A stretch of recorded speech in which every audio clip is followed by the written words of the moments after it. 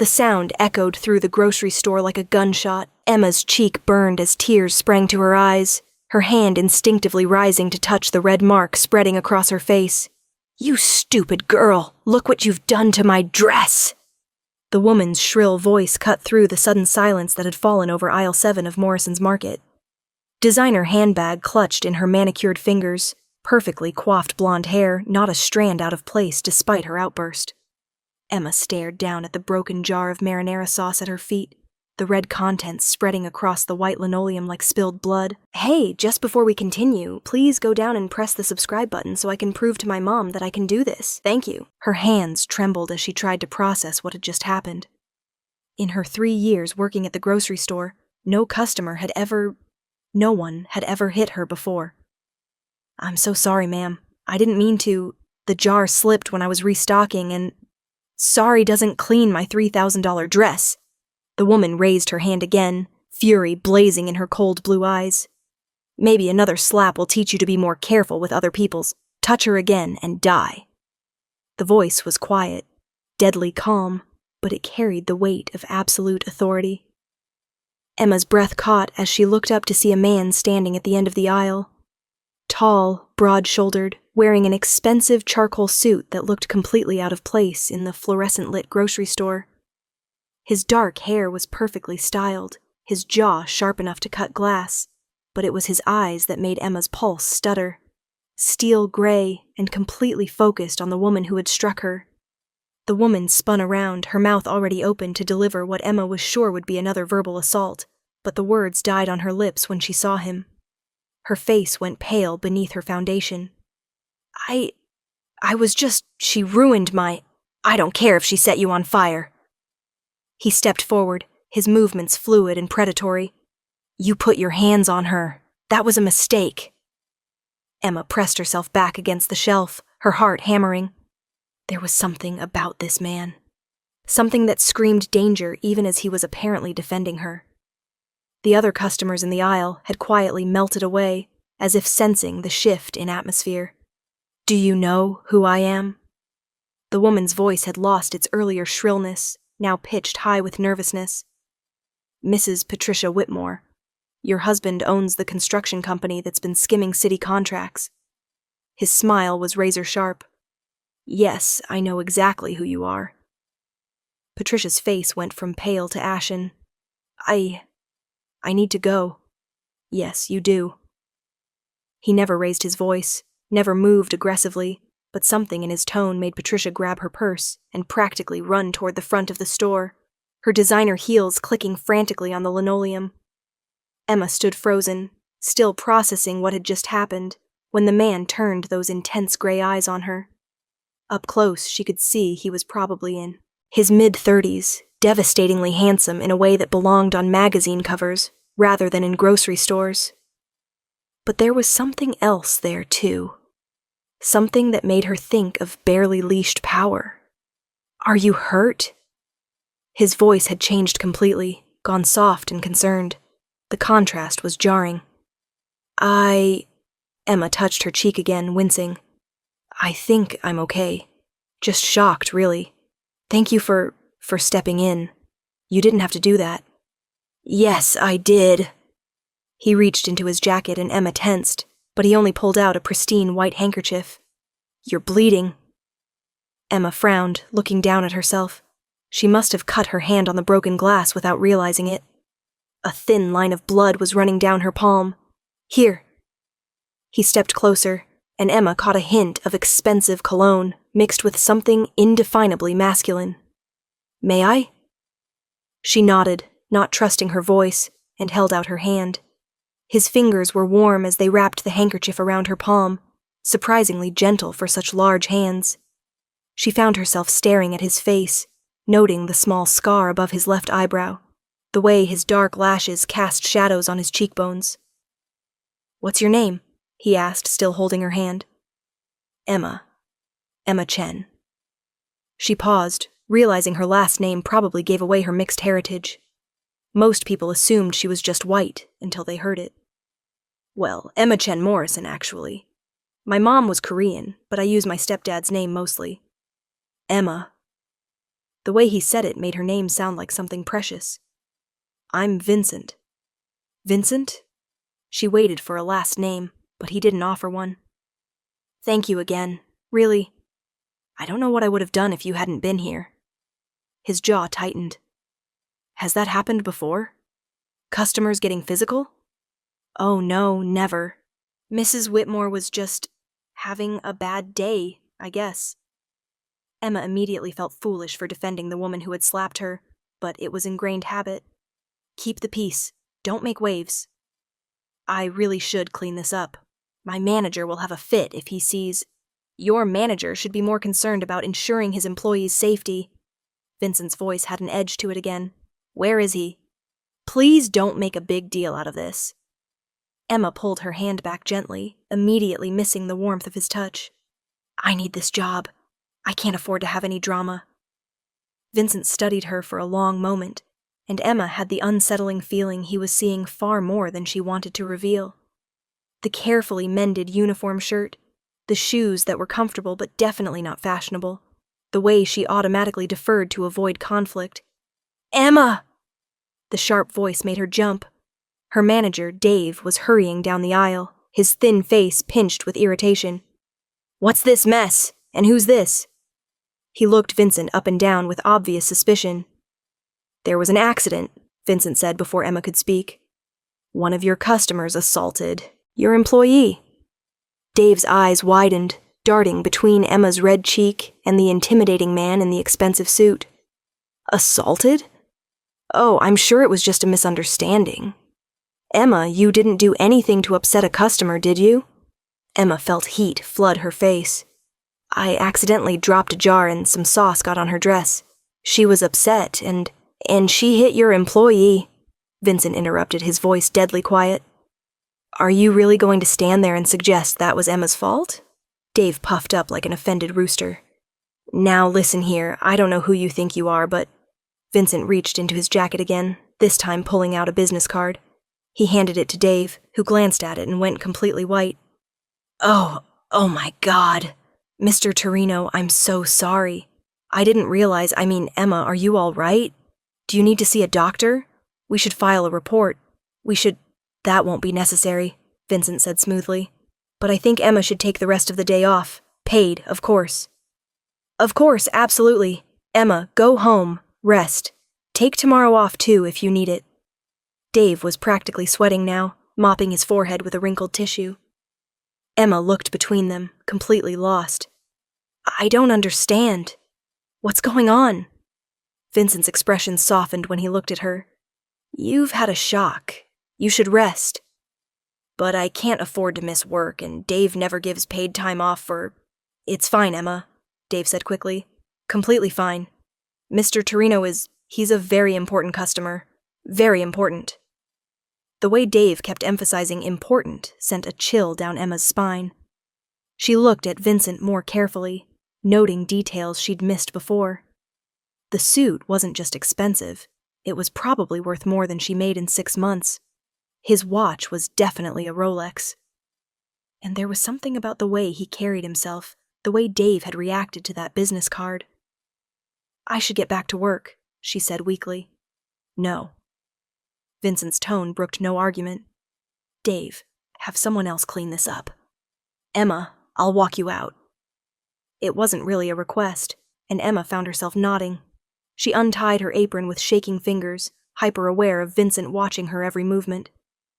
Dave was already scurrying away, probably to find someone else to clean up the broken glass and sauce. The walk to the employee break room felt surreal. Emma gathered her purse and jacket while Vincent waited by the door, his presence somehow making the dingy room look even shabbier by comparison. Other employees kept glancing over, whispering among themselves. Ready? Vincent asked when she emerged. Emma nodded, not trusting her voice. They walked through the store together, past curious customers and gawking cashiers. She'd never felt so conspicuous in her life. The afternoon sun was harsh after the fluorescent lighting inside, and Emma squinted as they stepped into the parking lot.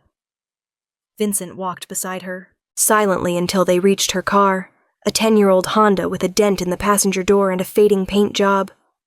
This is me, Emma said unnecessarily, fishing for her keys. Emma. Vincent caught her hand again, the one that wasn't bandaged. Are you sure you're all right? I could take you to a doctor or... I'm fine, really. She looked up at him, this mysterious man who had appeared out of nowhere to defend her. Can I ask you something? Of course. Who are you, really? Because Dave looked like he'd seen a ghost when you showed him that business card. Vincent was quiet for so long that Emma thought he wasn't going to answer. When he finally spoke, his voice was careful. I'm someone who doesn't like to see innocent people get hurt. It wasn't really an answer, and they both knew it. Emma studied his face, noting the way he avoided her direct gaze. Vincent Torino, she said slowly. Why does that name sound familiar? His jaw tightened almost imperceptibly. It's a common Italian name.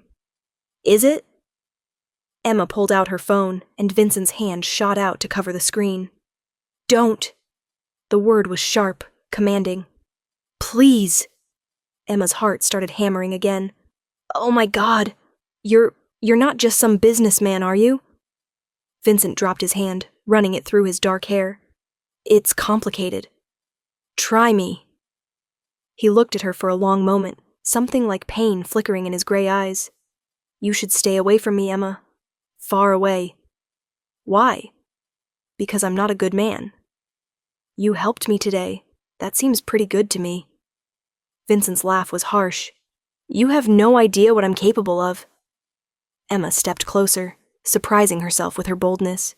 So tell me. I can't. He reached out like he was going to touch her face, then let his hand drop. I won't drag you into my world. What if I want to be dragged? The question hung between them, and Emma couldn't believe she'd actually said it. But something about this man called to her. Something beyond his devastating good looks and the way he'd protected her. There was loneliness in his eyes, a vulnerability he tried to hide beneath the expensive clothes and commanding presence. Vincent stared at her like she'd grown a second head. You don't know what you're saying. Maybe not, but I know I don't want this to be the last time I see you. Emma? Her name sounded like a prayer on his lips. Have dinner with me, she said impulsively. Tonight. I can't. Why not? Because you're innocent, pure, and I'm... He stopped, shaking his head. I destroy everything I touch. I'm not made of glass, Vincent. Aren't you? His eyes swept over her face, taking in the fading red mark on her cheek. You work in a grocery store, you drive a 10-year-old car, and you apologize to the woman who hit you. You live in a different world than I do. So show me your world. Vincent stepped back like she'd slapped him. No, absolutely not. Emma felt tears prick her eyes, though she wasn't sure why. She barely knew this man, had no claim on him, but the thought of him walking away felt like losing something precious. Will I see you again? She asked quietly. Vincent's hands clenched into fists at his sides. You shouldn't want to. But I do. He stared at her for another long moment, then pulled out his phone. What's your number? Emma rattled it off, hope blooming in her chest. Vincent typed it in, and a few seconds later, her phone buzzed with a text from an unknown number. If you need anything at all, you call that number. What about dinner? Vincent was already walking away, his long strides eating up the distance to a black luxury sedan she hadn't noticed before. Go home, Emma. Rest. Emma watched him drive away, her heart doing strange things in her chest. She looked down at her phone, at the simple text that just said, Vincent, and felt like her quiet, predictable life had just taken a very sharp turn. The next few days passed in a blur of speculation and whispered conversations at work. Everyone had heard about the incident with Mrs. Whitmore, and everyone wanted to know who the mysterious man in the expensive suit was. Emma deflected their questions as best she could, but the truth was, she was wondering the same thing. She'd looked up Vincent Torino online, of course. The search results had made her blood run cold. Vincent Torino, alleged head of one of the city's most powerful crime families. connected to everything from illegal gambling to money laundering. Never convicted, but his name appeared in article after article about organized crime in the city. Emma had stared at her laptop screen until her eyes burned, trying to reconcile the man who had gently bandaged her hand with the person described in these articles. The Vincent she'd met had been protective, almost tender. But he'd also made Patricia Whitmore, a woman who clearly wasn't easily intimidated, run like her life depended on it. She should be terrified. She should delete his number and pretend the whole thing had never happened. Instead, she found herself staring at her phone, fighting the urge to text him. On Thursday, she broke. "Thank you again for what you did. I hope you're well." She sent the text before she could lose her nerve, then immediately regretted it. What if he thought she was pathetic? What if he'd already forgotten about her? What if... Her phone buzzed. "How is your hand?" Emma looked down at her palm, where a thin red line was all that remained of the cut. "Healing nicely? How are you?" "Busy." "With work?" There was a long pause before his next text. "Emma, you shouldn't be texting me." "Why not?" "Because it's not safe." Emma stared at the message, her heart pounding. "Safe for who?" "For you." She was typing a response when her phone rang. Vincent's number flashed on the screen. "Hello?" Her voice came out breathless. "Are you at work?" Vincent's voice was sharp with urgency. "Yes, I'm on my break. Why?" "Is everything normal? Anyone watching you? Following you?" "Following me?"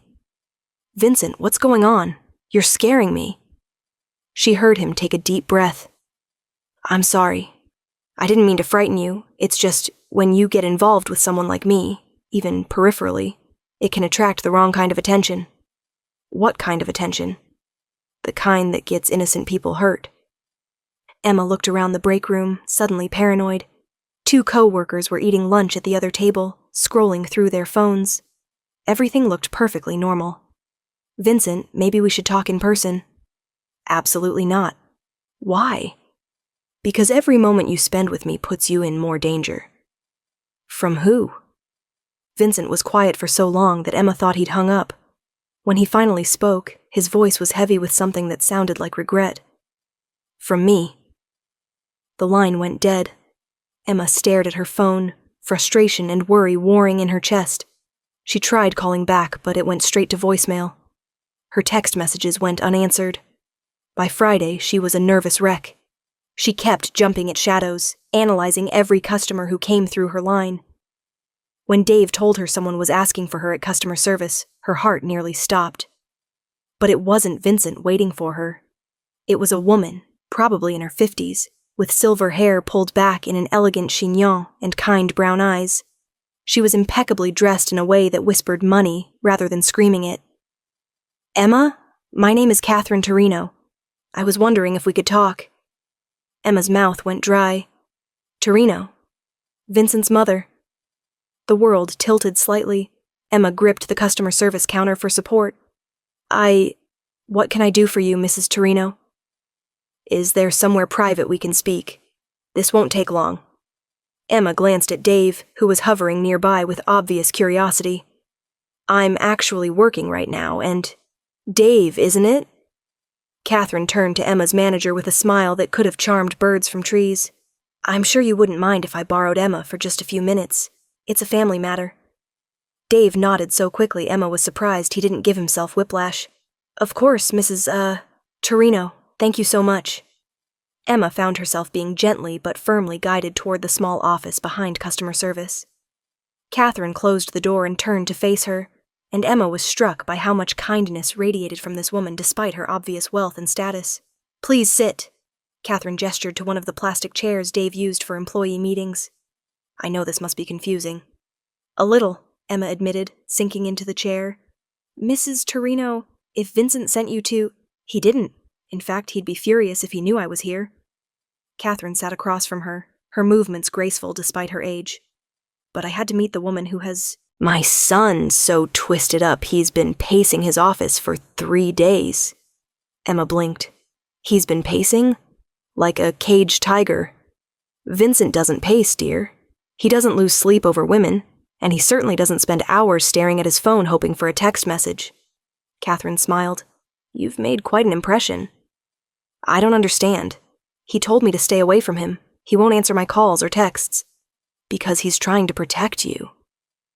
Catherine's expression grew serious. Emma, what do you know about my son's business interests? Emma's cheeks heated. I looked him up online. Ah, then you know why he's concerned for your safety. Mrs. Torino, I'm not naive. I understand that Vincent is involved in things. But the man I met, he was kind, protective. He saved me from a very humiliating situation and asked for nothing in return. Catherine studied her for a long moment. You're not afraid of him. Should I be? Most people are. Vincent has worked very hard to cultivate a reputation that keeps people at a distance. It's safer for everyone that way. Catherine leaned forward. But you see something else in him, don't you? Emma thought about the vulnerability she'd glimpsed in Vincent's gray eyes, the gentle way he'd bandaged her hand. I see someone who's lonely? Yes. Catherine's voice was soft. He's been lonely for a very long time. Then why won't he let me in? Because the last woman who got close to him ended up dead. Emma's blood turned to ice. What? Catherine's face was grave. Her name was Sophia. They were engaged. Vincent was younger then, less careful about keeping his two worlds separate. Sophia was targeted by a rival family, killed to send a message. She paused, her brown eyes sad. Vincent blamed himself. He's been alone ever since. Emma felt tears prick her eyes. How long ago? 8 years. Oh my God. He cares about you, Emma. More than he should. More than is safe. That's why he's pushing you away. Emma wiped her eyes with the back of her hand. What am I supposed to do with that information? Whatever you think is right.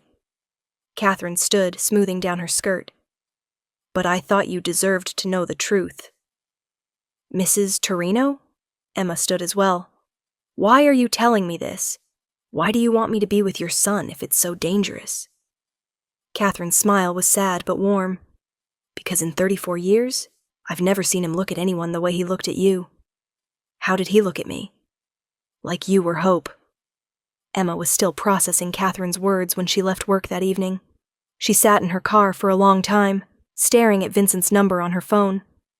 Finally, she made a decision. Instead of calling or texting, she drove to the address she'd found online. It was in the expensive part of town, all wrought iron gates and manicured lawns. The Torino family estate was behind a high wall, but Emma could see the imposing outline of the house through the trees. She parked across the street and waited. An hour later, the gates opened and a familiar black sedan emerged. Emma's heart hammered as she followed it through the city, staying far enough back to avoid detection. Vincent drove to an upscale Italian restaurant downtown, the kind of place Emma had never been able to afford. She watched from her car as he got out, straightening his suit jacket. Even from a distance, she could see the tension in his shoulders, the way he scanned the street before walking inside. Emma sat there for another 20 minutes, working up her courage.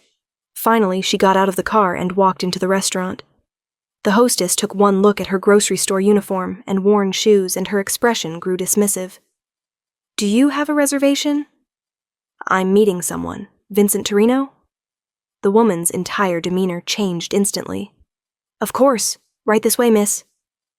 Emma followed her through the dimly lit restaurant, past tables full of well-dressed couples and business associates.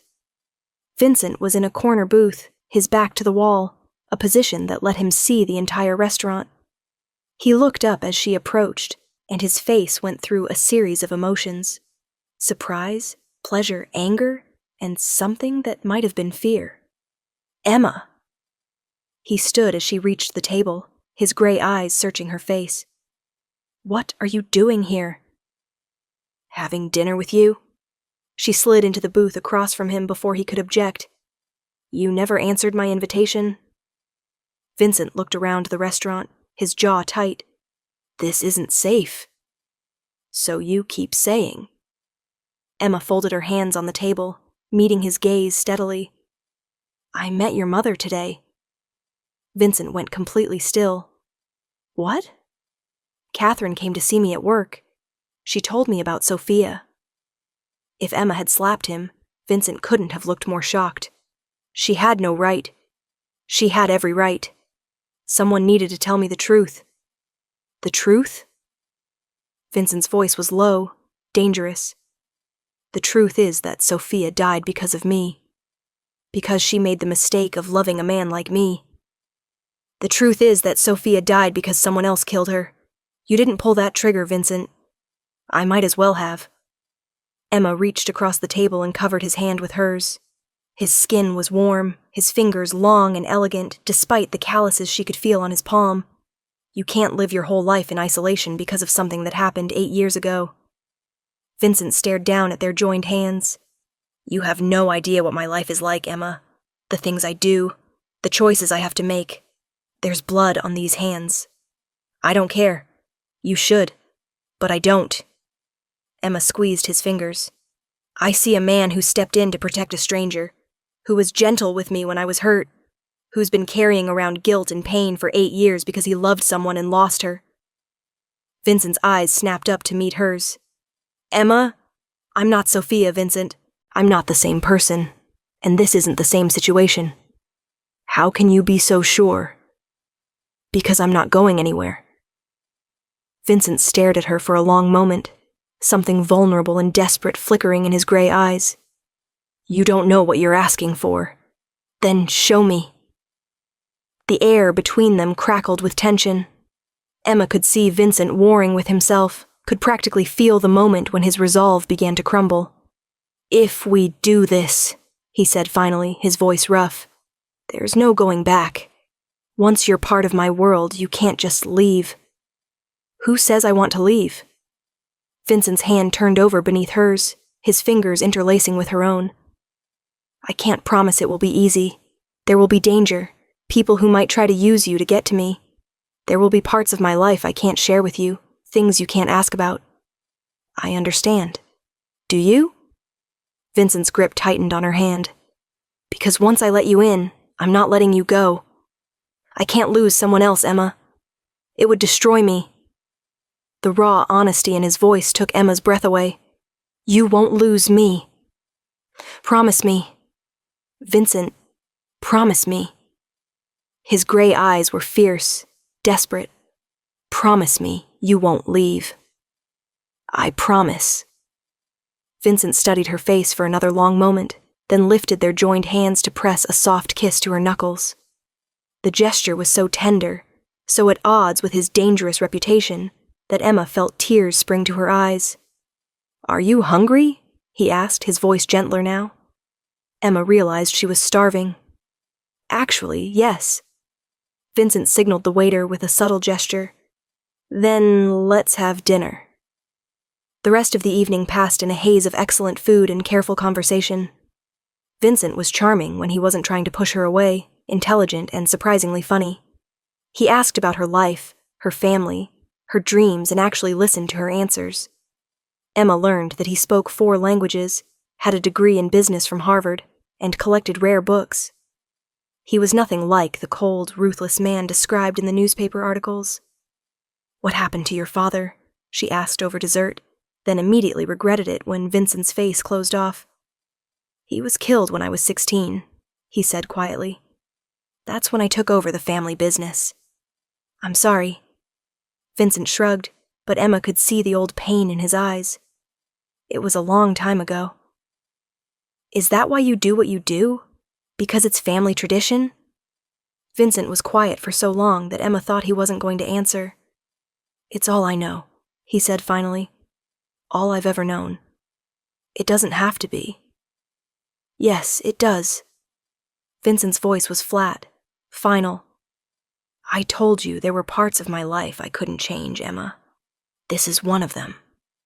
Emma nodded, understanding that she'd pushed as far as she could for one night. Okay? Vincent looked surprised by her easy acceptance. Okay? I'm not trying to save you, Vincent. I'm just trying to know you. Something shifted in Vincent's expression, a wall coming down. I'd like that. They talked for another hour before Vincent insisted on following her home. Emma's small apartment suddenly felt shabby and inadequate as she invited him in for coffee, but Vincent looked around with genuine interest. "It's nice," he said, examining the book stacked on her coffee table. "Cozy." "It's tiny and the heat doesn't work properly." "It's yours." Vincent picked up a framed photo of Emma with an older Asian woman and a friendly-looking white man. "Your parents?" "My mom and stepdad. Mom died 3 years ago. Cancer." "I'm sorry." Emma took the photo from him, tracing her mother's face with one finger. "She would have liked you." "What makes you say that?" "She always said I needed someone who would protect me, but wouldn't try to control me." Emma set the photo back down.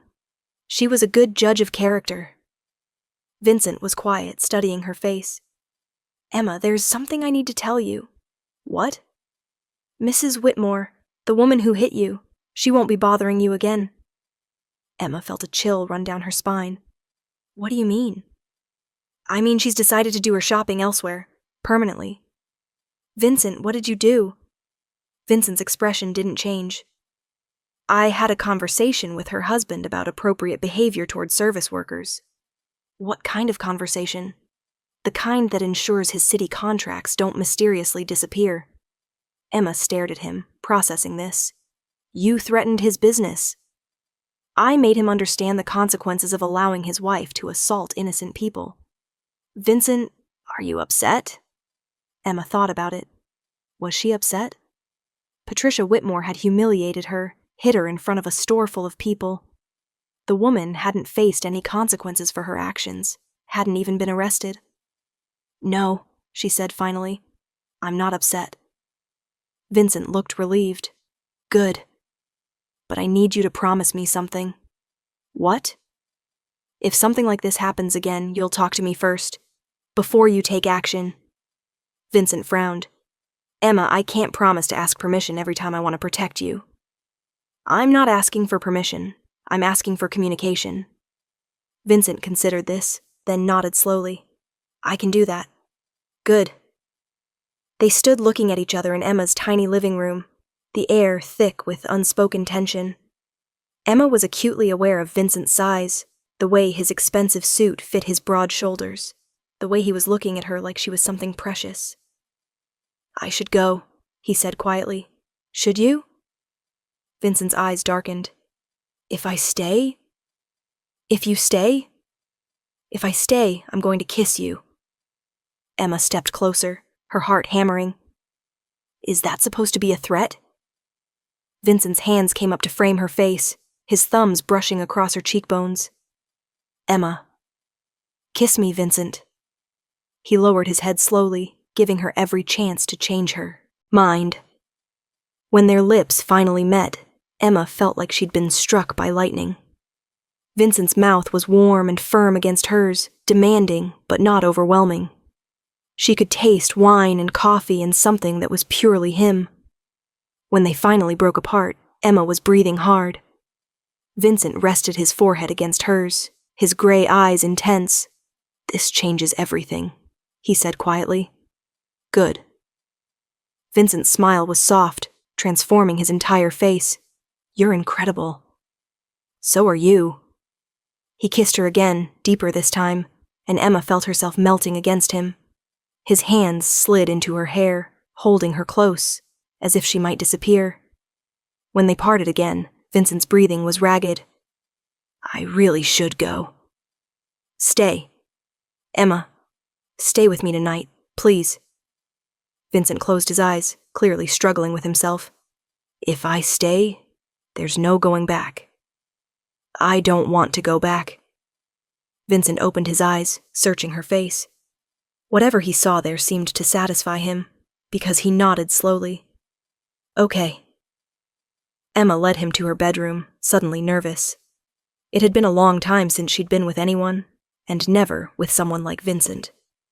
He seemed to sense her hesitation, because he caught her hand and pulled her close. "We don't have to do anything you're not ready for," he said softly. "I'm ready. I'm just nervous." Vincent's hands came up to cup her face again. "Don't be. I'll take care of you." And he did. Vincent made love to her with a tenderness that took her breath away, as if she were made of spun glass. He worshipped her body with his hands and mouth until she was trembling and breathless, whispering her name like a prayer. Afterward, Emma lay curled against his chest, listening to his heartbeat. Vincent's arms were wrapped around her, holding her close, and she'd never felt so safe in her life. "What happens now?" she asked quietly. Vincent's arms tightened around her. "Now you're mine."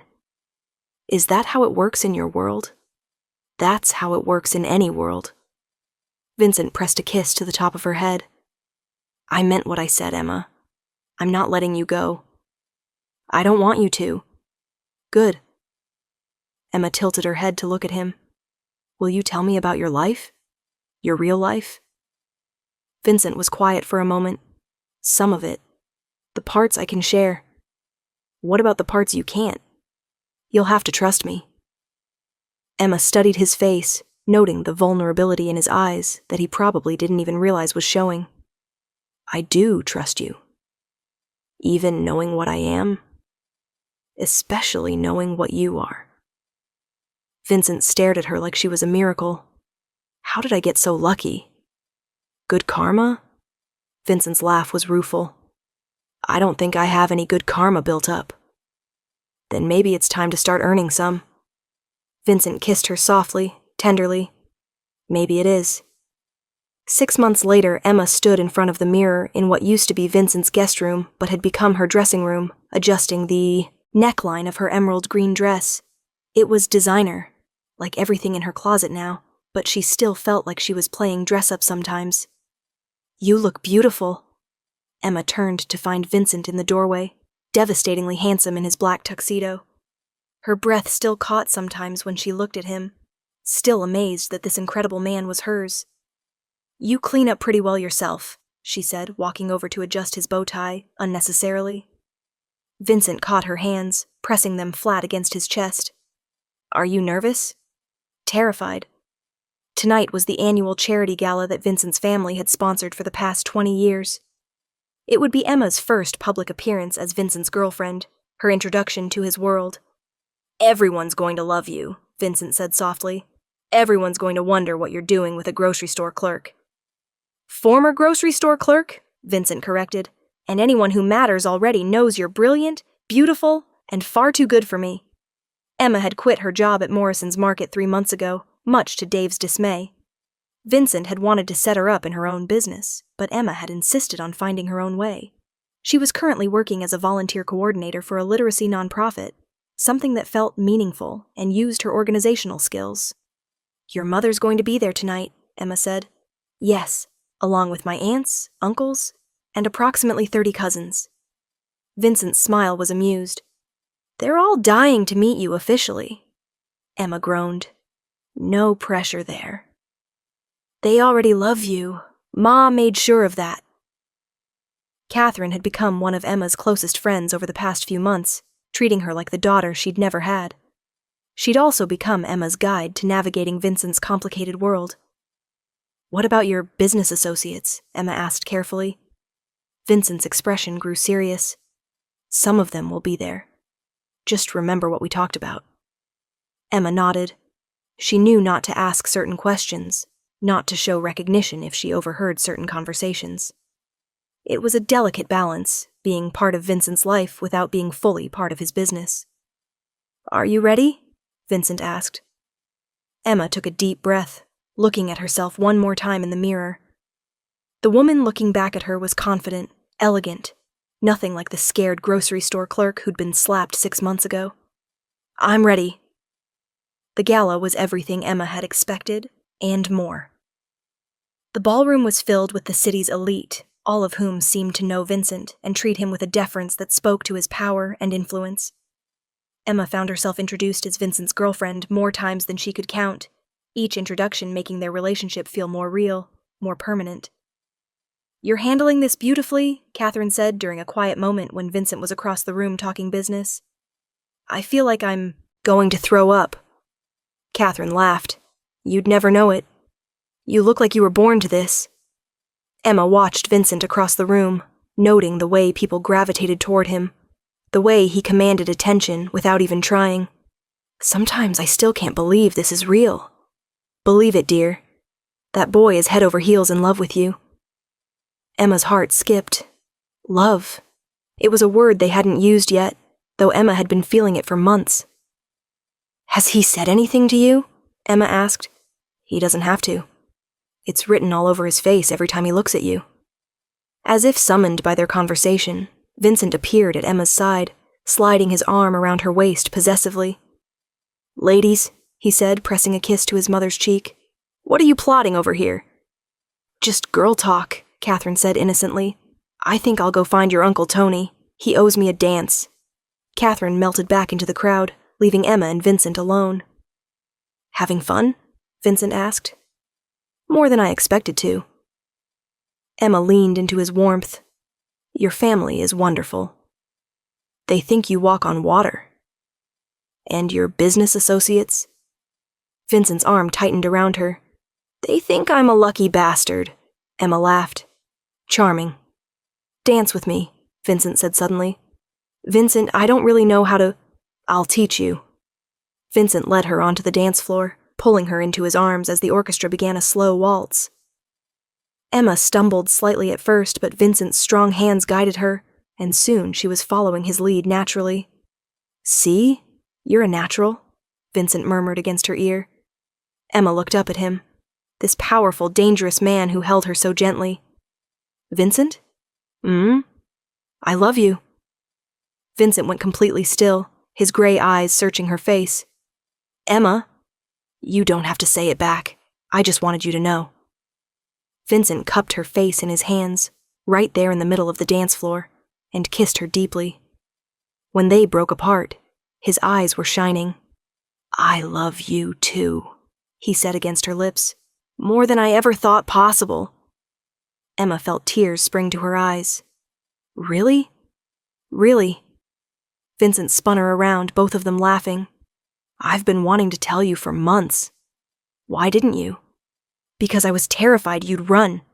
Never, Emma said fiercely. I told you before, I'm not going anywhere. Vincent's smile was radiant. Good, because I have something to ask you. Emma's heart started hammering.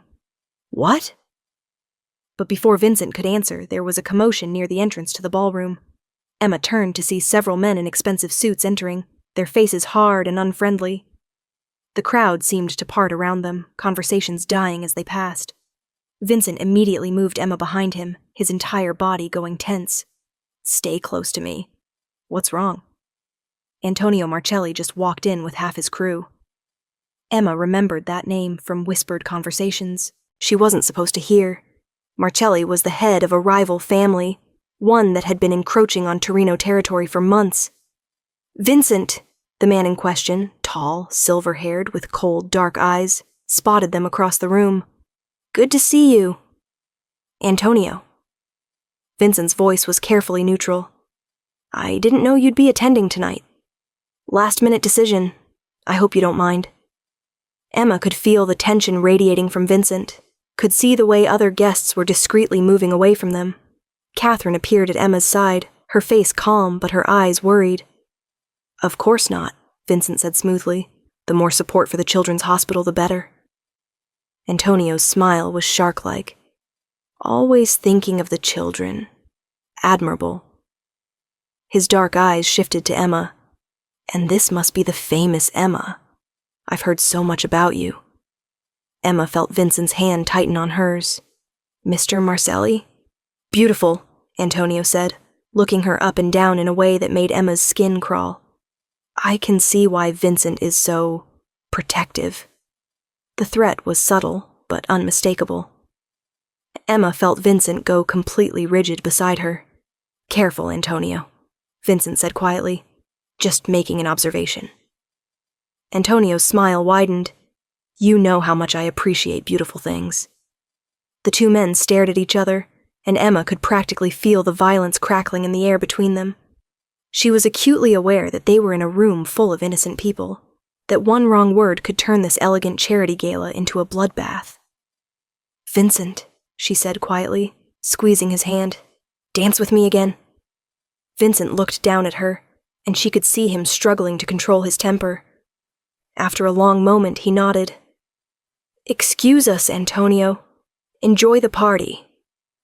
Vincent led Emma back onto the dance floor, but she could feel the tension still thrumming through his body. That was a threat, she said quietly. Yes. He threatened me to get to you. Yes. Emma looked up at Vincent's face, noting the murderous expression in his gray eyes. What are you thinking right now? You don't want to know. Vincent, look at me. When he did, Emma saw the barely leashed violence there. You can't do anything here. There are too many innocent people. Vincent's jaw was tight. I know. Promise me you won't do anything stupid. Emma, promise me. Vincent stared down at her for a long moment, then some of the tension left his shoulders. I promise, but we're leaving. Now. Emma nodded. They made their excuses quickly, Vincent explaining to his mother that Emma wasn't feeling well. Catherine's knowing look told Emma she wasn't buying it, but she didn't argue. The ride back to Vincent's house was tense and silent. Emma could see Vincent's hands clenched on the steering wheel, could practically feel the anger radiating from him. Talk to me, she said finally. I should have seen this coming, should have been prepared. How could you have known he'd show up? Because it's what I would have done. Vincent's voice was bitter. Make a public appearance. Let everyone know that Emma Chen isn't off limits anymore. Emma's blood ran cold. What does that mean? Vincent was quiet for too long. It means the protection you had by being unknown is gone now. What protection? Emma, for the past 6 months, you've been invisible to my enemies. They knew I was seeing someone, but they didn't know who or how much you mattered to me. And now they do. Now they do. Emma stared out the window, processing this. So what happens now?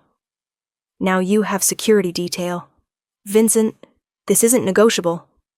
Vincent's voice was hard. As of tomorrow, you'll have bodyguards. Full-time. Emma thought about what this would mean.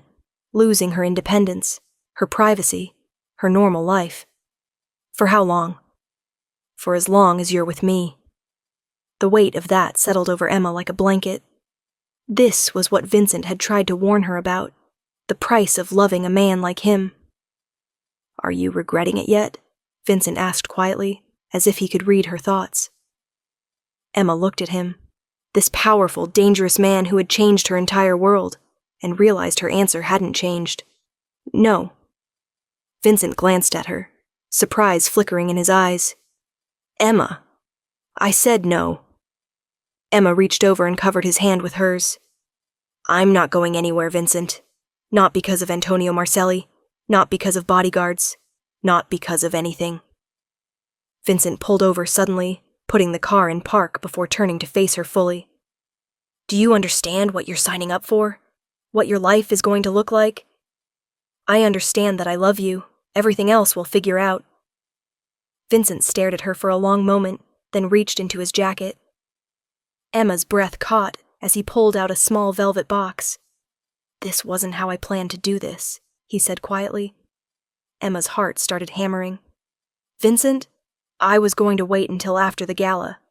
Take you somewhere romantic. Do this properly. Vincent opened the box, revealing a stunning diamond ring that caught the streetlight and threw it back in brilliant flashes. But after tonight, after what Antonio said, I need everyone to know that you're mine. Permanently. Emma stared at the ring, then up at Vincent's face. Are you asking me to marry you? I'm asking you to be my wife. To share my life, my world, everything I am and everything I have. Vincent's voice was rough with emotion. I'm asking you to take my name and let me spend the rest of my life protecting you and loving you. Emma felt tears streaming down her face. Yes. Yes? Yes, you idiot. Yes, I'll marry you.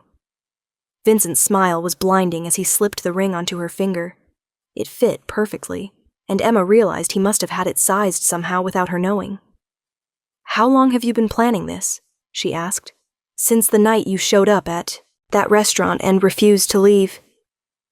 Vincent pulled her closer, kissing her deeply. I knew then that I was going to marry you. It took me a little longer to figure that out.